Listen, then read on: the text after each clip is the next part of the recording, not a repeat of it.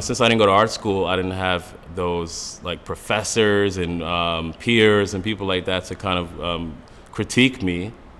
So there was one guy who worked at the game company. His name was Alexander Reyna, and he was actually a working professional artist. And they hired him. He was a professor as well at Pratt, and they also hired him to be like the art director of the company, of the video game company. So I had kind of known that he was working. He had his own studio in Red Hook and stuff like that.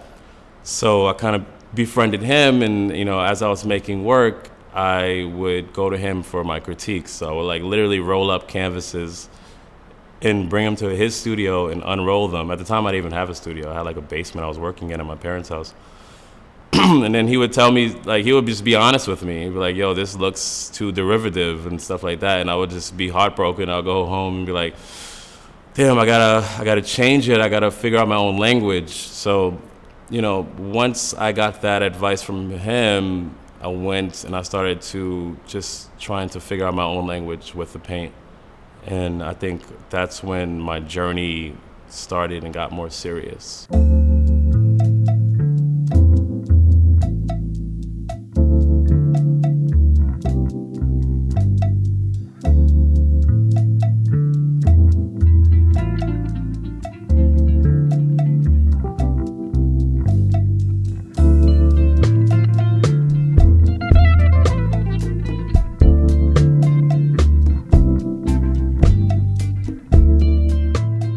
It usually starts out with one painting where I just kind of get my lines in, paint one color, and then I let that color inform the next color. So, and I'll have something, usually I'll have like a couple colors in mind, but usually after that it kind of just creates itself in a way.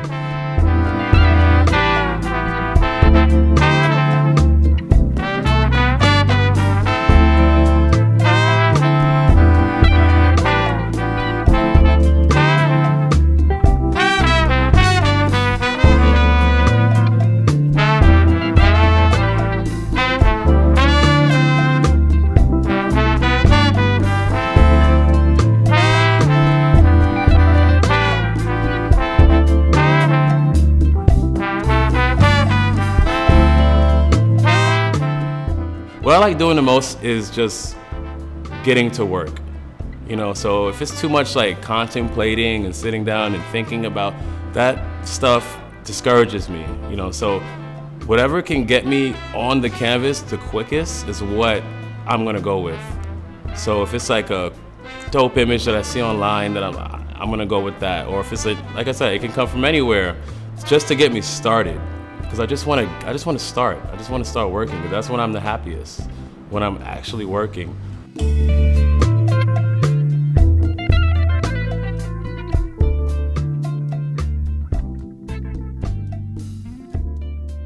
And it's all about just being in a flow as well.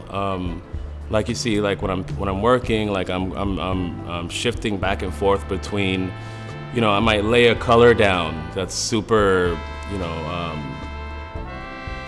orderly, but then I'll go and do automatic drawing after that, and then I'll go and I'll search the net and I'll go print something out and I'll go, so it's kind of like this constant flow. And also, even when I'm not in the studio and I'm thinking, I'm seeing things, I'm thinking about what I can do next. I'm thinking, sometimes I even like get a vision of a painting and I'll just try to write it down real quick or do a little sketch so I can remember it. And then come in the studio and kind of lay it down, and it doesn't always work. Sometimes what I was seeing or my vision doesn't always work. Sometimes I might paint over something. Actually, a lot of times I paint over stuff.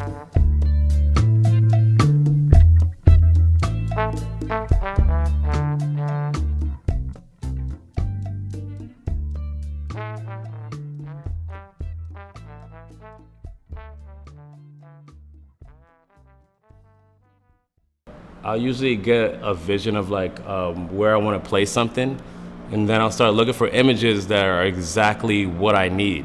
So it could be like, so say for instance, I want to do a painting with eagles, and then there'll be like a million eagle images online. but I'm looking for specific images.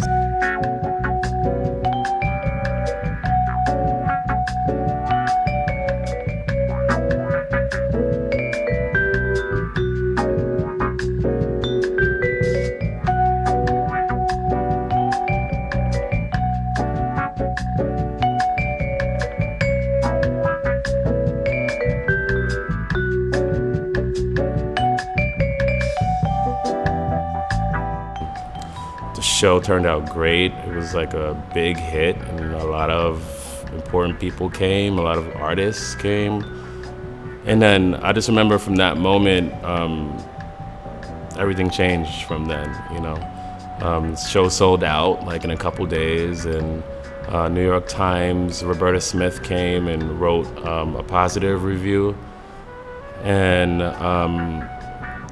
from there, it was just like nonstop inquiries from like galleries around the world, and now I'm looking at shows in Europe, and you know, I just started accepting things and started turning down a lot of things, and I've been just exhibiting consistently ever since then.